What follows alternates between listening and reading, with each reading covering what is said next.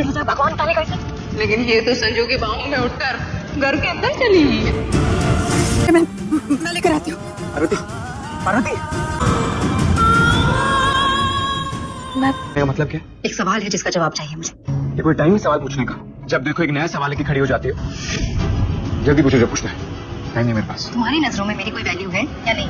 नीति की हालत देखकर ना परी को बहुत तरस आ रहा है। परी को लग रहा है कि भाई ये मैंने गलती कर दी कि किस तरीके से नीति की हालत उससे देखी नहीं जा रही है। अब नीति को हम देख ही रहे हैं कि डॉक्टर्स ने इलेक्ट्रिक शॉक दे रहे हैं, यहाँ पर उसको बांध के रखा हुआ है, उसकी बहुत बुरी हालत है। इवन जो सारे घर वाले हैं ना वो भी उसको देख कर ना बहुत भाई शॉक हो गए हैं, और यहाँ पर राजीव को भी बहुत बुरा लग रहा है नीति की हालत देखकर। अब एक सही वक्त होता है और गलत टाइम पे पूछे गए बेमतलब के सवाल का जवाब भी बेमतलब होता है। ये सवाल पूछने की जरूरत क्या है? जरूरत है।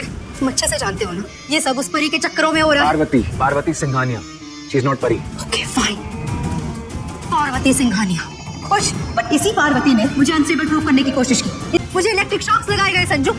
भाई परी आ जाती है घर, यहाँ पर अंबिका उसको रोते हुए देखकर और ज्यादा गुस्सा होने लगती है, और यहाँ पर अंबिका बोलती है तुम अपना बदला भूल गई हो क्या? तुम तो बदला लेने आई हो ना यहाँ पर नीति और राजीव से, और यहाँ पर अगर तुम इमोशनल हो जाओगी तो कैसे बदला लोगी? और अंबिका उसको याद भी दिलाती है कि भाई तुम्हें पता है ना कि उसने तुम्हारी बच्चे की जान लेने की कोशिश की थी, तुम्हारे संग कितनी बार क्या कुछ किया था, कितनी बार उसने अभी भी जान लेने की कोशिश की, और तुम उसके बारे में इतना अच्छा क्यों सोच रही हो?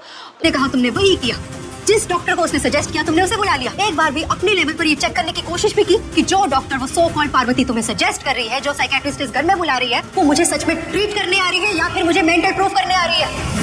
और यहाँ पर वो परी को यही समझा रही है कि तुम पार्वती हो, परी नहीं हो, ये भूल जाओ कि तुम परी हो। और यही सारी चीजें भाई परी के दिमाग में आ जाती है, और यहाँ पर वो हाथ जोड़ के भगवान से यही प्रार्थना कर रही है कि भाई किसी तरीके से मुझे ये याद नहीं आना चाहिए कि मैं परी हूँ और मैं परी को भूल गई हूँ और मैं पार्वती ही बन के सारी चीजें करना चाहती हूँ।